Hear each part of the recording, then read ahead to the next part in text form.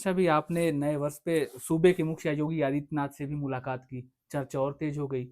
और हाल ही में अभी नए नवेले प्रदेश अध्यक्ष बने हैं पंकज चौधरी ने, ब्राह्मण विधायकों ने एक भोज का आयोजन किया, उसमें सब सम्मिलित हो गए। उसके बाद से ही मानो ब्राह्मण विधायकों को लेकर के लामबंदी शुरू शुरू हो गई और पार्टी का भी एक फरमान आ गया। पंकज चौधरी ने फरमान जारी कर दिया कि इस प्रकार की गोलबंदी जो है बर्दाश्त नहीं होगी। इसको लेकर क्या कहेंगे? उसके बाद ही आप सूबे के मुखिया से भी आपकी मुलाकात हुई। नया वर्ष था हम्म। और नए वर्ष में कहते हैं ना कि किसी भले आदमी का आशीर्वाद लेके साल की शुरुआत करनी चाहिए। तो मुझे लगता है कि हमारे मुख्यमंत्री आदरणीय योगी आदित्यनाथ से अच्छा कौन होगा, जिन्होंने प्रदेश को इस ऊंचाई तक पहुंचाया है। तो मैंने सोचा कि पहला दिन है आज साल का, उन्हीं का आशीर्वाद लेकर के आगे बढ़ साल की शुरुआत की जाए। तो एक तो ये तो मुलाकात केवल एक आशीर्वाद की मुलाकात थी। दूसरा विषय आपने कहा कि जो ब्राह्मण विधायक बैठे, हम्म। क्योंकि आप ब्राह्मण चेहरा तो हैं, प्रदेश की राजनीति के बड़े चेहरा हैं आप। सबसे बड़ी बात है कि अच्छा किया कि बैठे, हम्म। हिम्मत तो जुटाई बैठने की।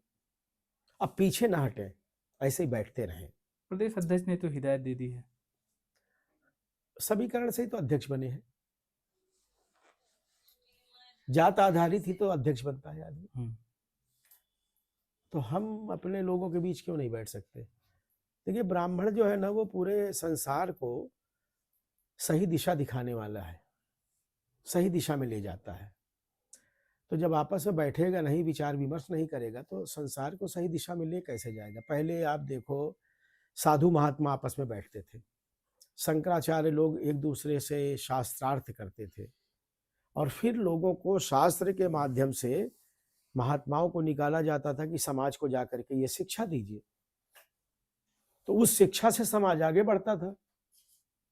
तो आज की तारीख में अगर 25-50 विधायक ब्राह्मण जो उस पद पर हैं, जो समाज का नेतृत्व कर रहे हैं, अगर वो बैठ रहे हैं और बैठ करके समाज को कैसे अच्छी दिशा में ले जाया जाए इस पर चर्चा कर रहे हैं, तो मुझे लगता है ये कोई अपराध थोड़ी है, ये तो और अच्छा है। इसको तो प्रमोट करना चाहिए, इसको प्रमोट करना चाहिए, डिमोट नहीं करना, प्रमोट करो इसको आप, कि ये बैठे आपस में, समाज को कैसे सही दिशा दिया जाए, समाज और आगे कैसे बढ़े, और समाज के साथ साथ हमारे भी जो बच्चे हैं, जो थोड़ा भ्रमित होते चले जा रहे हैं, दिशा भटकते चले जा रहे हैं, उनकी दिशा भी कैसे हम सुधारें, इस पर चर्चा करने के लिए तो बैठना ही चाहिए। और बैठे तो अच्छा किए।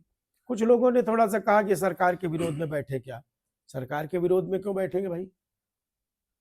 सरकार हमारी और कैसे मजबूत हो, इसकी चर्चा करने के लिए हम बैठेंगे। ये जो आपने अभी पीडीए शब्द कहा ना, इनको हम नहीं आने देंगे, इसलिए हम बैठेंगे। विधानसभा में नेता प्रतिपक्ष तो माता प्रसाद पांडे ब्राह्मण समाज से जो है उनको बनाया है समाजवादी ने। क्या लगता नहीं कि ब्राह्मण कहीं ना कहीं रुझान उसका बढ़ जाए उधर का नहीं, उधर? आप माता प्रसाद जी के विधानसभा में भाषण सुनिए, अच्छा। उनका रुझान तो भाजपा के पक्ष में रहता है। जिस तरह से वो बोलते हैं, वो तो वहाँ मजबूरी में चेहरा बना दिए गए हैं भाई, चेहरा बना दिए गए हैं कि ये ना हो कि अगर उनसे अकेले कमरे में बैठ के बात कर लीजिए तो भी कहेंगे कि भाजपा अच्छा काम कर रही बड़ी है। बात बोल रहे हैं आप। अरे आप पूछिएगा जाकर के उनसे, अकेले में पूछिएगा, अच्छा। वो कहेंगे नहीं, काम अच्छा कर रहे हैं। भाजपा वाले हाँ, लेकिन मुखौटा बना दिया गया उनको। मुखौटा बना दिया गया है। तो अब मुखौटा बना दिया गया था, थोड़ा बहुत उस तरह की बात, लेकिन उनके भाषणों को आप सुनिए, उनके भाषणों में झलक रहती है कि जैसे सरकार चल रही, अच्छी चल रही है। उस झलक को आप देखिए, कभी उनके भाषण उठा के सुन लीजिए। तो भले आदमी है।